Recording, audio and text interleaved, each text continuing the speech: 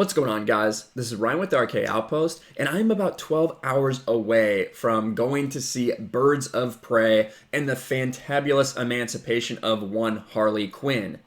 Now, a lot of you guys know I'm a huge DC fan, and I'm going to go see every movie that comes out in the DCEU because I'm very invested in it.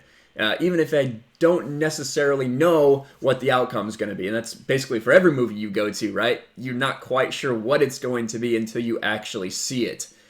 And I think one of the things we have going on with this movie right now is a lot of people that are seeing the way that it's being marketed, which is absolutely terrible. And I've said it before. They are marketing this movie like it is some super woke feminist movie. From what I have heard from a lot of people who have actually seen it, it's not that. Now, they're not saying it's a 91% on Rotten Tomatoes, the people that I know and I trust, but they're saying that it's not a garbage movie per se. It's not a very good comic book movie, but it's not super woke or anything either. So I think what you're seeing is a lot of people who are seeing the way it's being marketed jump on this train when they really haven't been following too much about Birds of Prey or know much about the movie. For instance, I've found out a lot of people that had no idea that this movie was even rated R until a couple days ago, which I find kind of shocking because as someone who is a DC fan who's been following DC and the DCEU, we've known that this is going to be rated R for months and months and months now. The fact that some people are just finding out about this is crazy to me, but that's because maybe they're just not invested. They didn't care about this movie to begin with, and it maybe wasn't marketed well to them or something like that. And I think that's a big problem. Now, obviously, when you look at this tomato meter, 91% is pretty impressive. Again, it's 95 reviews from critics. Now, when you look at the top critic score, I think it's important to note that's down to 76%. Those are some of the bigger critics with some of the louder voices and some bigger publications. So 76% for those, which is a significant drop off. Now, there's only 20, Vice almost 100 of the other reviews, which is why the All Critics has a lot more weight to it at the end of the day. But I am going to go see this movie for myself and judge. When I look at some of the reviews that have come out, you see some very similar things basically talking about the tone. Now, Harley Quinn gets her groove back in DC's wildly colorful, surprisingly gory Birds of Prey.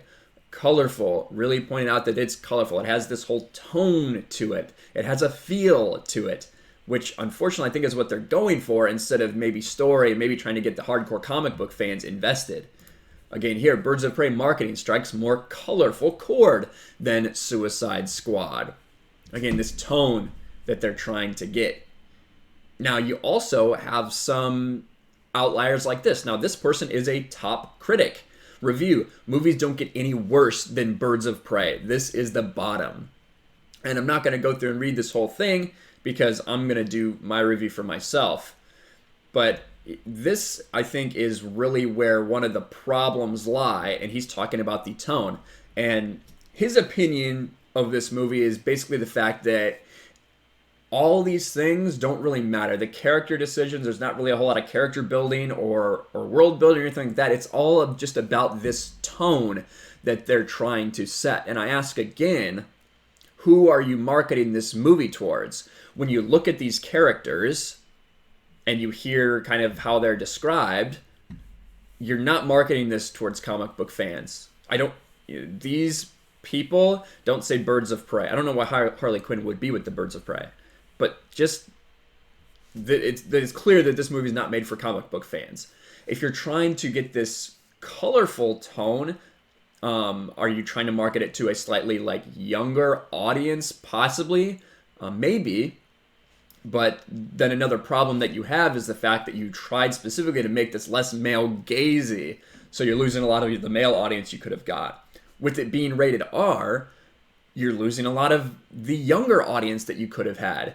And I think back to when Suicide Squad came out, which, say what you will about Suicide Squad, I wasn't a huge fan of it, but I didn't hate it as much as maybe everybody else. I would really like to have seen David Ayer's true vision, especially with the parademons and everything that's been coming out lately that was actually a part of his movie that he originally made, not these stupid clay monsters that make no sense.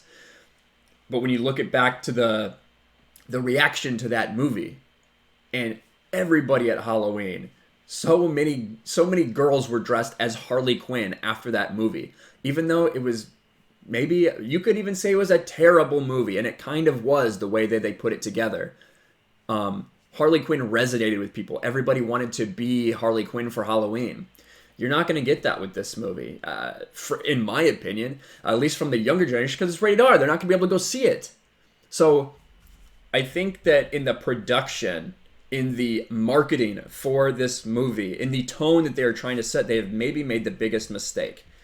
And then you see articles like this: Birds of Prey proves the feminist revolution in franchise films is going to be an uphill battle. And basically what this article is all about is saying, oh yes, well, it's women, women made, women directed, women produced, woman writer, women cast, everything. They're saying how the reaction to this movie is not going to be very good because it's women, and they're going to try to blame men for its failings. At the end of the day, if this movie fails in the box office, which is yet to be seen, I highly suspect that it will, but if this movie fails in the box office, it's not going to be because of men. It's not going to be because men don't like women. In my opinion, it's going to be because of how poorly this movie was made and marketed. And when I say made, I don't mean because it's women. I say because from people that I trust, they're saying that it's not, that it's all about this tone. That there's not really a whole lot of story there, that the characters aren't the way that the characters should really be, and some things don't make sense. That's why this movie is going to fail, but they are going to try to blame men and toxic fans when it happens. At least that's kind of what I think will happen. But again, I'm going to see this in about 12 hours, and I'll make my own review. I'll probably do a review from the parking lot and post it. We'll see. I'm not quite sure. By that point, so many will be out. There might be no rush for it. Because, again, I'm on the West Coast. So I get to see it basically last, unfortunately. But I still want to put my thoughts out there.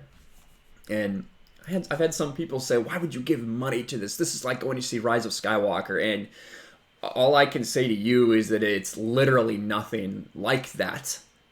The Rise of Skywalker. People that went to see the Rise of Skywalker in theaters after years of complaining about The Last Jedi never really made any sense to me. If you're going to do it for your channel, then I suppose it makes sense. But if you're just a person who has been upset about what happened with The Last Jedi, insulted, complaining about what has happened for the previous 2 years, Star Wars destroyed, Rian Johnson destroyed, Disney destroyed what Star Wars was. They destroyed the lore, they destroyed the legacy of so many of these characters, and then they laughed as you were upset about it. They laughed and said, get over it, you bigot, get over it, you misogynist. That's what happened. DC has not done that. They have definitely not done that yet. Could this movie be a stepping stone to that direction? Sure, who knows? I'll have to wait and actually see it. But DC has not done that. They might be guilty of a lot of studio interference and some movies that maybe don't all connect to each other, or if you, in your opinion, you might think they're just bad movies, and that's fine. But they haven't done anything like that, which is why going to see this movie in theaters, it's nothing like going to see The Rise of Skywalker, which I'm sure all you guys remember. I watched Rise of Skywalker from right here, this very seat, looking at this computer screen, because there's no way in hell I would give any money to a Star Wars franchise after what they had done with the sequel trilogy.